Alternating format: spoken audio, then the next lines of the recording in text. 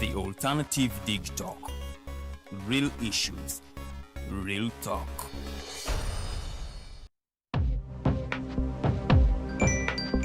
Go to the church, though. Tawali man, what's up? Man, can you imagine people just dump everywhere? Someone drinks water and throws the bottle wherever. Come on, Rogers. What else do you expect people to do with an empty bottle? Simanya now, recorder. Did you know that plastics take at least 450 years to decompose? What? That's a long time. Exactly. Because plastics are made out of a lightweight and flexible material that doesn't decompose easily.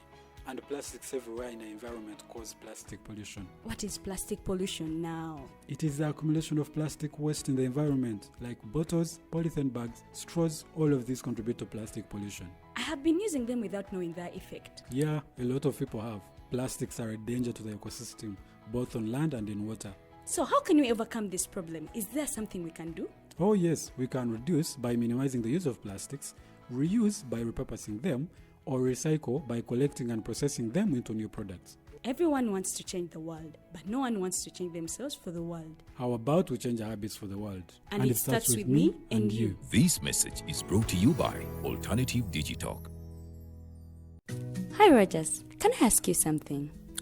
Shoot. What does corruption mean? Well, summarily, corruption is abuse of public power for personal gain or for the benefit of a group to which one owes allegiance.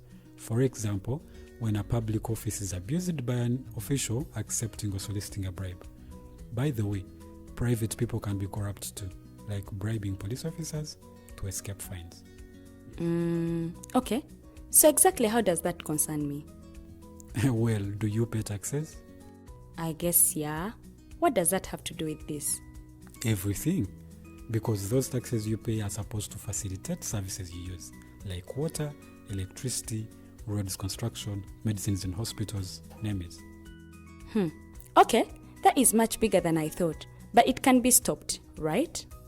Well, yes it can, although it may not be as easy as it sounds. And here is the reason why. Corruption roots are grounded in our country's social, political, economic, bureaucratic traditions and policies. So, what has kept it going this long?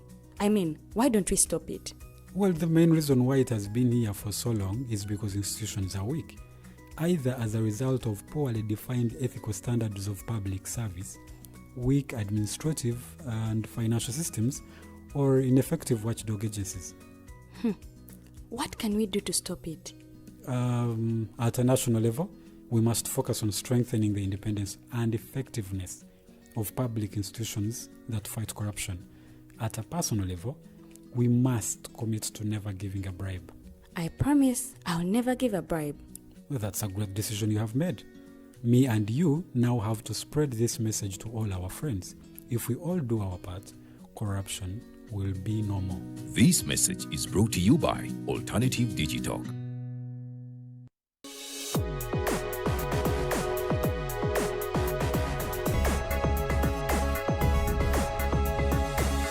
The Alternative Dig Talk.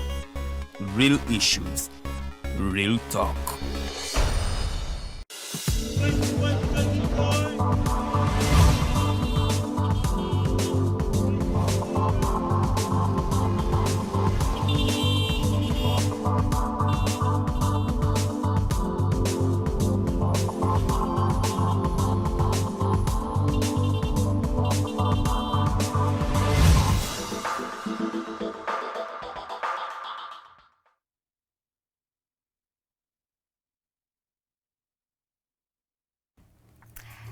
Tuba tutudde mu programu yaffe ey'olunaku lwaleero mu bujjuvu okubajjukiza nze Farida Bikobere mu studios negatiddwako omwami amanyiddwa nga Tumwesigye Richard Mutebi. Ono nno yegwanyiza ekifo ekya bwa pulezidenti oba entebe eya pulezidenti w'eggwanga Uganda. Tugenda kubanga tutunuulira biki byayagala oku-offeringa ebitaliiwo oba the gaps he has realized that munnange ate tebiriiwo nga he is coming to fill those gaps. Naye olw'ensonga nti we have hosted him on an international Labour Day. It is a holiday. We'll be concentrating more on the youth, the unemployed employment and the relevancy of celebrating International Labour Day. Olowooza twandibadde nga tugenda maaso n'okukoza Labour Day oba nedda? If yes, then what is the relevancy of celebrating International Labour Day? I began this show by giving you a brief history of Labour Day, why it came okubanga ate celebrating era lwaki saawa eno tugikuza. So as we celebrate International Labour Day, nze mbalekedde akabuuzo ngambagamba nti gwolowooza, what does the leadership or the people that build the country okusingira ddala abo abakozi? So ngenda kubanga ate mwaniriza asobola okubanga ate atulamusaako show yaffe etambule bulungi nnyo. We are going to use more of Uganda plus some English because it's a presidential material. We want okubanga ate agusa ensonga ze bulungi nnyo. Thank you for joining me for this show. A very good morning. Thank you, says Farida. I'm humbled to be here with you. With great. Yeah, my name is Tumwesigye Richard Mutebi, and I send greetings to all Ugandans who are watching us live. Yeah, today is International Labour Day, and I wish a very good day to all Ugandans. Olunaku mulunyumirwe ng'abakozi kubanga Abannayuganda abakozi be bazimba eggwanga lyaffe. Era y'ensonga lwaki tujaguza luno olunaku. Emirimu gye bakola, all activities everyone does, starting from farmers mpaka top level, in the government. Okay, what does International Labour Day mean to you as a person? As a person? Yes. Labour Day, when you said of the history about Labour Day, it is a day that was created to celebrate the energy given in by these people. Yes.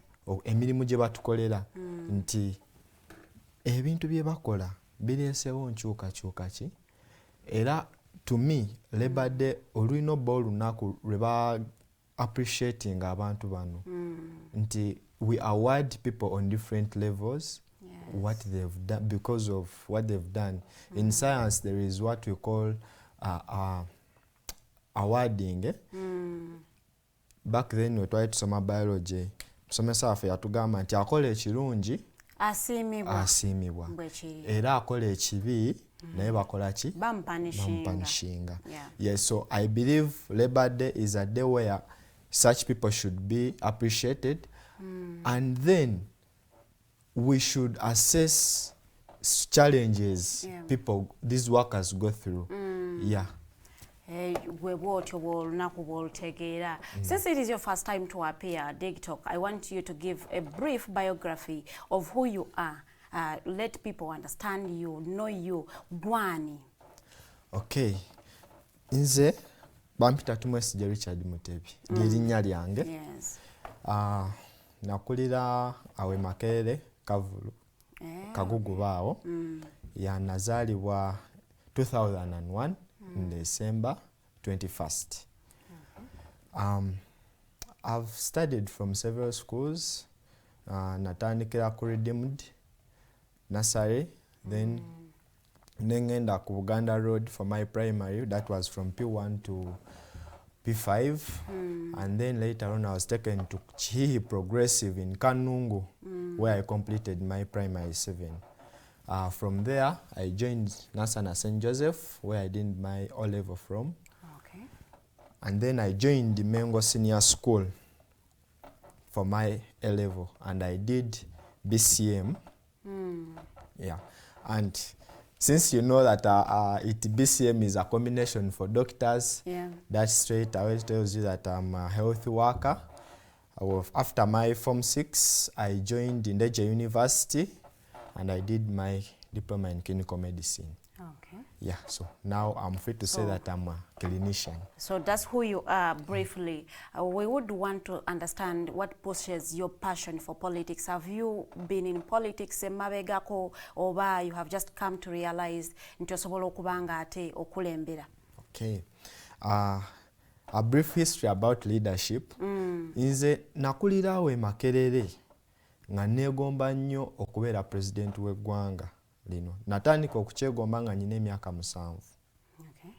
ebiseera ebyo twayimbanga nnyo bayi Museveni. Kiki ekyakuleetera okwegomba okubeera pulezidenti w'eggwanga? Nga bwe nkugambye nti twayimbanga nnyo bayi Museveni. So wayagala bitiibwa? Saayagala bitiibwa naye mu kutandikira ddala ebintu Museveni omulundi gwawe gwasooka olaba ennyonyi nali awo Kagugube muzeeyi wange n'andaga nti tunula mu bbanga olaba ennyonyi eyo. Museveni ayita nti yatugulira ennyonyi. Simanyi oba kyali kituufu by then nti oba ennyonyi yali yagigula naye ne ŋŋamba nange we naabeera pulezidenti nja kugula ennyonyi nnyingi nnyo tubeere na nnyingi zifuuke nga bugaali. Kuba kyansanyusa nnyo okulaba ennyonyi. Kati ebiseera bye twayimbanga nnyo bayi Museveni naye bayimbanga bayi Museveni nga nze nnyimba bayi Richard. Nga nze neerabamu ekyo ekifo nga weeteeka wali nga neeteeka wali gwayita. So bw'oba otegeera ekifo ekyo bulungi waliwo LDC era balooya bannyambaliranga nnyo bulungi nga mbeegomba era nasiibanga nnyo mu LDC munda interacting with such people and they love children. So nakula nnyo nga neegomba okubeera lawyer. I joined leadership. So I've been a leader in all institutions zembaddemu. Nga oholdinga bifo nga ki? Start of primary nali head boy at Chihi Progressive. We naveeyo ne ngenda ku Nansana St. Joseph. Eyo nali nabeerako compound prefect nembeera president w'aba elites. Yeah. And when I joined Mengo, yo nesimbawo kubeera sports prefect naye ne bankuba. Bankuba akalulu. Yeah. And then on campus, I've been in a good leadership. As a GRC for our faculty, the healthy faculty. And as well, I've been a speaker of, we call it the NUSMA Students Medical Association. So I've held different positions in all institutions as a leader, and I've been a leader of impact, trust me. Okay, what qualities do you hold as a person z'olaba nti omukulembeze yenna asaana z'alina okubeera nayo? Yeah, to me, nzita values. Okay. Yeah. So I have 5 major. That is inclusivity. You can define for people inclusivity in your own understanding, because we have words that we define differently depending on where we are. Okay. So inclusivity, according to you, oba otegeeza ki? According to me, inclusivity, nga bw'okiwulira inclusive, kyetaaga wembanga nkulembera eggwanga lino naddala abavubuka, we tuba bakukola kintu ffenna tulina okibeeramu. Okiraba? Nga saawa zino ndi mu kwetegeka okujja okubeera pulezidenti w'eggwanga. Kati wekyetegeeza n'okubeera inclusive, katugeze nyina campaign gye nkola, neetaaga abavubuka ffenna tukole ki? Tukibeeremu. Wekuba kuyonja nsi, ffenna tuyonje ensi. Okitegeera? Then wabeerewo n'ekintu omulamwa gwe tutambulirako ennaku zino, fighting corruption. Okitegeera? So you can be inclusive, you can be part of the team that is fighting corruption. Nti wetugamba nti tugenda kukola kino, tugenda lopa buli mulimu wa nguzi, gw'omanyi yenna mukole ki? Muleete tumumanye. So there you are being inclusive. Yes. Okay. Another value? Another value is integrity. That respect at different levels from different regions. You know, some people be like, because of status, katugeze neetadde mu kifo nze Tumwesigye ne President Museveni. There is that respect he's given and there is a respect I'm given. Okay. Eyo nyinza obanga ngenze wala. Katugende ku mirimu gye tukola mu ddwaliro. Osobola obbeera nga waliwo kirina naawe omusawo. Kati mulimu ekika ky'abantu wajja nti agenda kusinkana omuntu amuyiseemu amaaso olw'omulimu gwakola. Ekyo ekintu si kirungi. Ffenna Bannayuganda tuli ekintu eki kimu. Buli muntu omulimu gwakola guyina kye gugatta ku ggwanga lyaffe. Bwe kiri. Okiraba? Yes. Okay. So according to you, every leader should have that integrity aspect in them. Yes. Kubanga bawa abantu abalala bonna ebitiibwa nga tebatunuulidde biki bye bakola. Okay, let's go to another value. Yeah, another value is accountability.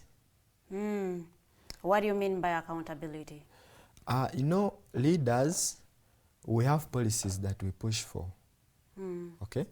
And to push for any reforms or creating policies in a given area, we invest in. And let me look at this in terms of finance. Yes. Although tekitunulidde finance yokka. Yinza ogamba ng'omukulembeze tugenda zimba oluguudo. Oluguudo ne balubalira biliyoni emu. Yes. Okiraba? Naye sente gye ziva mu office eyo waggulu okutuuka ku engineer agenda ozimba oluguudo. There is that missing accountability gye tulina ennaku zino. Waliwo ekitagatta. Nti eri baata kawumbi naye engineer ogenda okutuuka okwogera naye nga yakugamba munnaaye nafunye miliyoni 5 era naye oluguudo lwajja ozimba mwattu nga lwa miliyoni ezi 2 kubanga naye ayagala okulya kubanga naye alina okufissaako. After all, people do business to gain profits. Okiraba? So weesanga nga waliwo ebitagatta. Katunuulira zino of recent baagaba miliyoni 10 ze bawadde ba members of parliament. Okay. Okiraba? Yes. But how are these people being held accountable for that money?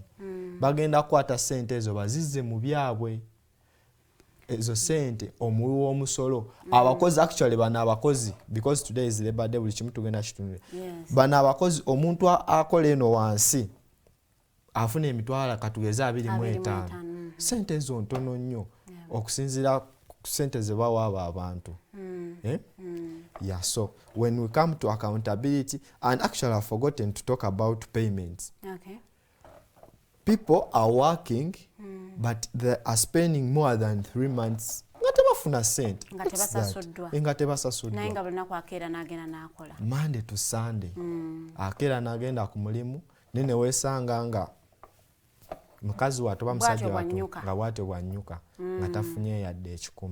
Okay. Yes. Another value, tugende ku nsonga ya payment, we concentrate on it more. Okay. Another value is transparency. In this country, we are lacking that transparency. Although we have leaders that are transparent, but to a greater extent, we are lacking it. Okay? So, kulembeze bali badde batya transparent? Okubeera transparent, when you turn back to science, something transparent is something you can see through. Okiraba? Yeah. Naye bintu bingi nnyo bye tutategeera mu nsi yaffe. Okugezanga kati tutandikire ku mirimu gyennyini kwa leero Labor Day. Yes. The perspective we have engeri abantu gye balinamu emirimu si bwe kiri mwattu. What is the reality on the ground? The reality on ground is people go through a lot to attain jobs. People have to bribe to attain jobs. Okiraba? Back then people used to get jobs on merit. Okay. Nti omuntu asomye ekintu kye ategeera bulungi agenze mu interview n'ayita ne bamuwa. Naye si kyekiriwo kati. Kati olina okuwaayo kye bayita kintu kidogo okufuna omulimu. So that is not transparency. Okiraba? Then mulimu ne hurdles nyingi. Ogamba nti bano bannabyabufuzi engeri gye bagenda mu ntebe. We've heard of vote rigging. Okubba obululu. That is not transparency. Okay. Okugenda ku ntebe nga goyina ebintu bye wazanye eno emabega. Twetaaga okukijjawo ffe nga Bannayuganda. Yeah, so when I talk of transparency, so your values are then, was that the 4th or the 5th? I think it was the 4th. It was the 4th. Yeah. So you have one more remaining value. Naade nzogeddeko zonna. Empowerment. So with you, this is your manifesto. with me, this is my brief manifesto. I have a compiled manifesto, a big one, but this is a summary of it. Can I have a look? Okay, you were talking about empowerment? Yes, I was talking about empowerment. So when we see empowerment, bavubuka banji abatali empowered mu Uganda muno. Empowered oba otegeeza ki? When I say of empowerment, kiringanga okukwatirako nga bwolaba example ya woman emancipation. These girls are empowered. Girls are empowered to go to school. Back then abawala tebabeeranga nnyo mu masomero. And then ne baleetawo akantu ke bayita oba girl child empowerment. Yes. So these girls are empowered in terms of education. Kyobola benaku zino tulina nti abawala bangi mwe bali mu masomero nga basoma. Then wano tulina empowerment in let's say employment, in promoting talents and innovation. We have very many bright youths down there. Yes. They are good at innovations. They are creating new things day in, day out, but they lack that empowerment. Look at these artists. Tukiwulira nnyo abayimbi nga Bebe Cool ne bakwatirako abavubuka ne babasitula. But that is concentrating in this region, central. How about the other regions, northern? Don't you think we have people from northern Uganda who are good at singing? Yeah, I know. I believe they are there. But those people, they lack that small empowerment to bring them on media. Kati tunuulira nange ng'omuvubuka. I'm a fresh output of university. I'm unemployed, but I have a great vision for this country. But how will I bring my vision on table when I'm not empowered? Okay. So we have to look for people to empower. And as a government of Uganda, they must put this into consideration that these youths need empowerment. Emirimu gye tukola eyo. Abantu atandikawo ka business ke naye ogenda osanga emisolo gikalidde. Transport muyitirivu okiraba. So twetaaga tukwatirako ng'abavubuka era n'abakozi b'eggwanga lino. And I want to believe as a country we do not need an empowered leader. A leader who is not empowered will not empower others. As a country or as a leader, you need to first become empowered enough for you to empower others. You don't pour from an empty cup. Yes. So I want to go and concentrate on the wages, the payments, the unemployment. Now I have a presidential material in studio. We are going to be talking critical issues eziruma bannayuganda oba ebyo ebintu bannayuganda ebibanyigiriza naye ng'ate omukulembeze yeesowodde n'agamba I think I have solutions to your problems. Now I want to first understand or look at the wages. Bannayuganda waneeno baweebwa obusoole so kati buyita obusente butono nnyo ku mirimu gye bakola.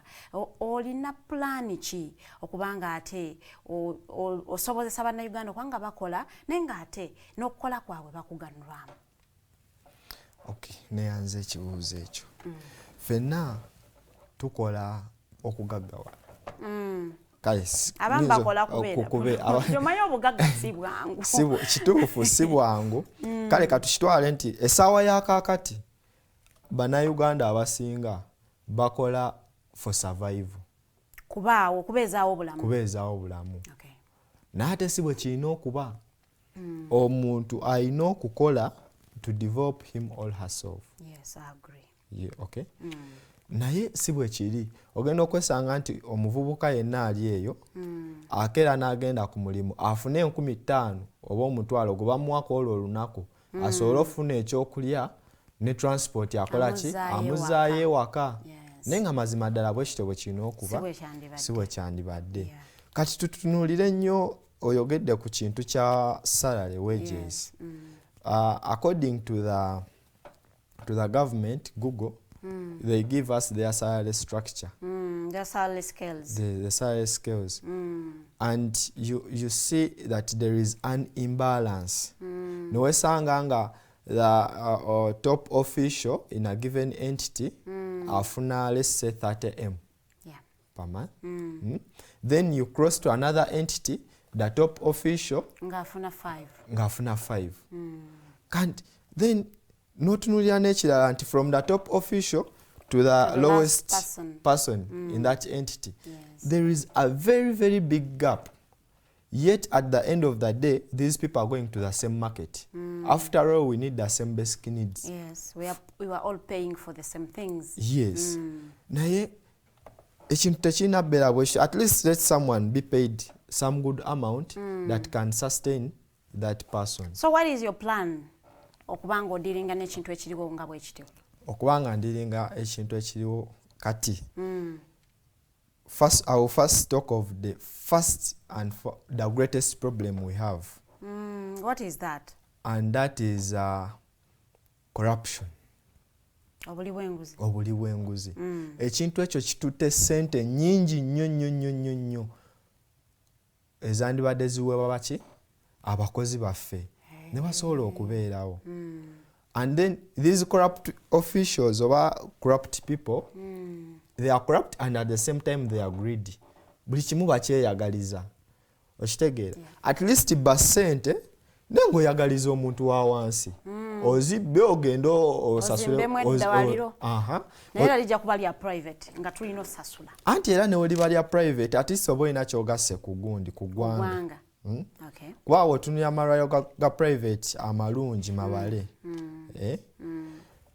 Ate mwattu waliwo abantu bemmanyi nga ye yazimba eddwaliro lye naye nga akwatirako abantu ba wansi nti eddagala eryandibadde eryogumu ekitundu bw'ogenda ku ddwaliro lye lya private yalitunda nusu kasanvu. Aba afuniramu wa? Balina engeri gye babalamu gundi zaabwe. Maye buli muntu abeera ne management ye. Yes. So we need such people. Nti sijja gamba nti oba bazibba ssente. It is okay if you state facts oli waddemba okwogera. Obanga byogera bituufu. Sijja gamba nti basente ate ozireeta eno in that line. But what I was trying to bring out that these people, they are taking the money and they are greedy for that money. Tebaagala kusaasaanya kuyamba. Bakusa mbuto zaabwe. So that is the greatest challenge we have. N'ekirala, I wouldn't talk of it naye longevity in power. You see, like right now we have our president, His Excellency General Yoweri Kaguta Museveni. Yes. He has stayed for long. Ekyo ekintu si kirungi. Okwerisa mu buyinza. Kubanga kati gy'okoma okulwa mu kintu gy'okoma okitegeera.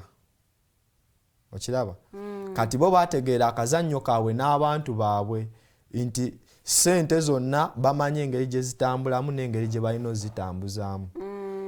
Okiraba? Essaawa ya kaakati ensonga lwaki bannayuganda tuli baavu. Ssente abasajja abo abanene bazeesigaliza. Bw'ogamba abanene oba otegeeza baani? Those people that are driving this country. And that is the government. I won't say that every person ali mu government yekusa. Naye tutunulira nnyo the top officials because they are the planners of this country. Yes. So if as planners of the nation you cannot deliver to the lowest person ali wansi, tuli mu kwogera ku kintu ky'omusolo. Obadde okimanyi nti waliyo omuzadde ali alina abaana 10 naye omwezi afuna emitwalo 4. So omuntu bw'ati agenda beerawo atya mazima ddala. Olina osasulira abaana school fees. Balina okulya. Balwala balina okugenda mu malwaliro. Kale kabagendeko mu malwaliro ng'amadagala gyegali. Ne malwaliro amadagala tekakola ki? Tegaliyo. So my topmost solution to this is fighting this corruption. Okay. And then as we fight corruption, twetaaga okukyusa obukulembeze. Kubanga abasajja abo abali waggulu mu bukulembeze tebategeera kikiri ku ground, bo bakina in just a picture nga bwe nkukubira akafaananyi. Omuntu ayinza okukubira akafaananyi n'akakuleetera. Ayi nogamba embeera eri bwetyo. tebamanyi kiki kiri ku ground. So as you fight corruption ojja kubanga ate osolovinze ensonga y'okuba nti abakozi basasulwa essente ntono nnyo. But also kyenjagala okutegeeza nti waliyo abakozi abatakola mu public offices nga ba private. Abakozi abo togenda genda odictating bwembanga nze ayina ekitongole. You will not dictate for me mekazi nyina okusasula manager wange for as long as I am in the private sector. So bo abakozi abali mu private sector ogenda kubanga obayamba otya? Okay, thank you. I know nga bwoli wano you've heard of something called audit. However much they are private entities, they need to be audited. Nsobola okuwa example y'eggwanga nga Korea. Yes. There is also corruption in private sectors. There is? Yes. So as a nation, we must have that leadership. Since I'm looking at being a dictator, but you must, these private sectors, they are also part of the nation, and I believe they must be audited. Okiraba nga bwe tulina auditor general bw'omala okubakolako audit bw'omala okubakolako audit, of course ensonga lwaki tukola audit is to find out if wages ziri okay, people are working in good environments, are they having their rights, you get. Okujjukizaamu okutegeeza nti ne bw'onojja mu kitongole n'obakolako audit, particularly what they are looking for is not wasasudde omwana show host omusasula otya emitwalo 10. No. Do you know why? Because we have no minimum wage bill. It wasn't signed. Kati tulina minimum wage. Omuntu omukozi alina okutandika okufuna essente bweziti. So kati aba auditing, for them they will come kulaba essente wasasudde omusolo. Abakozi obasasulira NSSF. Pay as you and omusasula. Those are the things that I will look at. So what I want you to tell the people is bo abakozi aba bali mu kunyigirizibwa ogenda kubakolera otya nti kati bo abali mu government ogambye tetujja kukkiriza muntu yenna alya sente za muwi wa musolo. Ate bo bana abaana abali mu kukola mu private sectors bo obayambye otya okulaba nti tebakola nnyo nga basasulwa obusente butono. Okay. Ya ekyo kyembadde nzirako kugamba nti engeri gyendi mu kuvaayo ng'omukulembeze, there are certain things that are not there. Nga tebiriiwo. Nga weetaaga bibeerewo. Kati nga bw'oyogedde nti mu private sector you cannot dictate the amount of money each person is paid in their sectors. But I want to assure you, we all go to schools. And we attain our professions. Okiraba? Yes. So as a leader nze nsuubira oba njagala ekintu bwe kiteekebwe nti salary scale oba private oba government tuteekewo the minimum. The minimum scale nti omuntu ali ku ddaala bwe liti katugeze dokita oba munnamawulire ali ku ddaala bwe liti alina obanga asasulwa ssente bwe ziti. Okay, so nsuubira that a little bit can help these people in private sectors. Okay. Yes. Waliwo omuntu eyangambye nti fenna tukaabira minimum wage. Twetaaga abeerewo essente ezigamba nti omukozi yenna katugezenga nti every secretary oba oli mu government office or private office olina okubanga ofuna emitwalo 5 genda waggulu. Kakati olowooza nti tekigenda kubanga ate kyongeramu creating unemployment because atagenda asobola kusasula mitwalo 5 tagenda ku employinga. Ekifo tagenda kiteekawo. Don't you think it is going to create unemployment rates okwambuka? Ekyo bw'okitunuuliramu in that perspective, it may happen. But as leaders, we are always meant to create, to bring opportunities. So if we assess into establishing minimum wage scale, it will bring up unemployment. Then we should create as many entities as possible to see that these people are employed. Secondly, tekitegeeza nti bwe tuteekawo ekyo ekintu those people will be unemployed.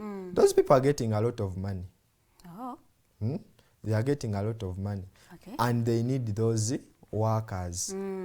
So by all means omugaga yenna ateeka ssente mu kintu era ajja teekamu ssente okulaba nga afuna abakozi abo. After all ne wogamba nti I'm more into the health sector. Let me bring it in that perspective. Yes. I may be with a clinic and I need a doctor on that clinic. I need a clinician. I need a nurse. And they should be working in different shifts. Tosobola akozesa mwana wa muntu nti omukozese day and night shift. There will be that gap. Yes, but they're overwhelmed. Yeah. So it means as the owner of that business, I must get all solutions and see through that. Nfuna omuntu agenda okola day shift, nefuna n'omulala agenda okola night shift. So kikyengezaako okuleeta nti it is a must. Era nga nekikuzaayo ku kali akantu ke nagambye audit. Nze nja kiyita oba audit. Nti someone bamu following up okulaba buli kintu ekyetaagisa mu ekiri. Abakozi abeetaagisa minimum webali. Minimum scale they meet it. Then pay as you earn biki byonna nga we balina obikola nga nabyo bakola ki nga bikoleddwa. Yes. Njagala okuba nga ate mbeebaza abali mu kutambula naffe discussion ya byabufuzi mu studios ndimu ne candidate oba aspirant ayagala okuba nga ate akulembera eggwanga Uganda era ng'omukulu ono tumanyi nga Tumwesigye Frank Mutebi ayagala okuba nga ate abeera pulezidenti w'eggwanga Uganda 2026-2031 era nga with us wano mu studios alina manifesto ye era nga kusinzira ku bimu byali mu kutugamba byebyo ebiri part of his manifesto byayagala okuba nga ate akolera eggwanga Uganda. Ngenda kuba nga ate mpumulamuko katono nnyo comments zammwe muziteekeyo mu comment section. Ngenda kuba nga ate nziyitaayita mpolampola ebibuuzo byo suggestions zammwe byonna tukozese comment section okuba nga ate tuengaginga mu discussion gye tulinayo olunaku lwaleero. Ogenda tusanga ku The Alternative Uganda on YouTube and The Alternative Uganda on Facebook and TikTok TV. Ogenda kuba nga ate discussion ogifuna bulungi nnyo. Abali mu X osobola okukozesa hashtag The Mighty Drive okulaba nga ate naawe owa comments ku show yaffe y'olunaku lwaleero. Mpumulamuko katono nnyo tekomawo.